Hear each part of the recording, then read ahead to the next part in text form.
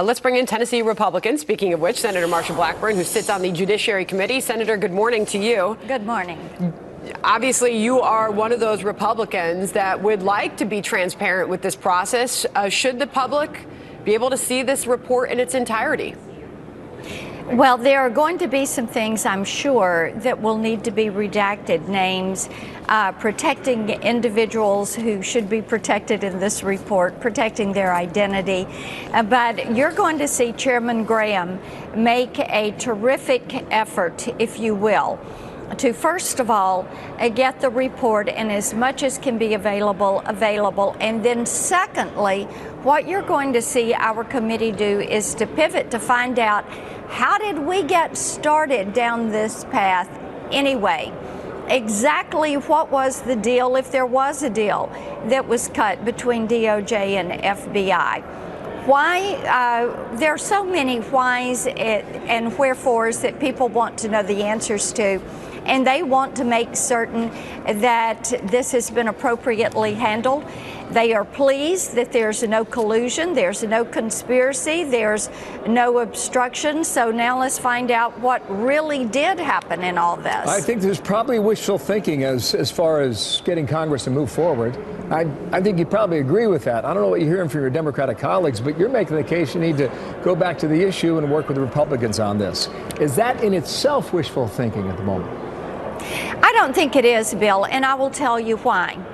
People want to make certain that there is equal justice under the law, that things are fair, and that this never happens to another presidential candidate again, that there would be an investigation, that this would all be launched on something that was a political opposition research piece, and they can't figure out how this got started and who signed off on this and was the White House involved. So while this has cleared the president, what it has done is create questions about why there was such an intensity around making this path smooth and straight and short and clear for Hillary Clinton. Why had they predetermined that they wanted her to be there? And I tell you, quite frankly, I want to know why they never did investigate the Clinton Foundation, why they never went to those emails. Why didn't they look at Uranium One and the Clinton Foundation and the PEPFAR funding and the Clinton Foundation? There are all of these questions that are out there as to why there seemed to be a preferential treatment and a different treatment that was given to one and not the other. The American people want fairness, and they want to make certain that we're a nation of laws abiding by the rule of law. I want to move on to healthcare here in just a second, but sure. First, as far as the hearing William Barr testify before Congress, before your committee, what can you tell us on that at this point? We're going to let the chairman take the lead on this. We're looking forward to having Mr. Barr in front of us and having the opportunity to ask some questions. Okay. I have no doubt everybody's going to be watching that hearing. All right. Meanwhile, here's the president's message on health care and 2020 and his party yesterday. Let me just tell you exactly what my message is. The Republican Party will soon be known as the party of health care. You watch. Congresswoman, what's your message on health care? I agree with the president. There are so many things that we can do, and we're right to pivot to health care.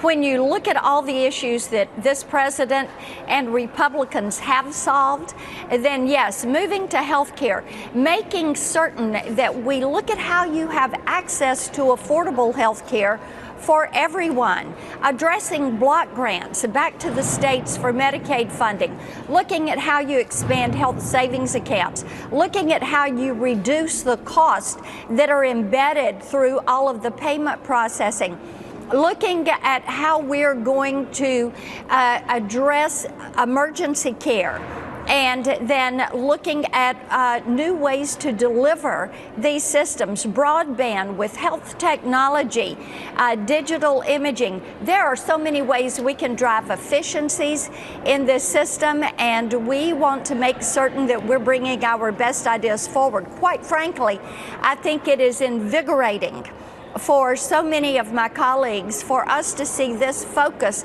come back in on health care. Even earlier this week, Senator Alexander, who chairs the HELP Committee, my Tennessee colleague, was holding a hearing on this electronic health records, how we work on those systems.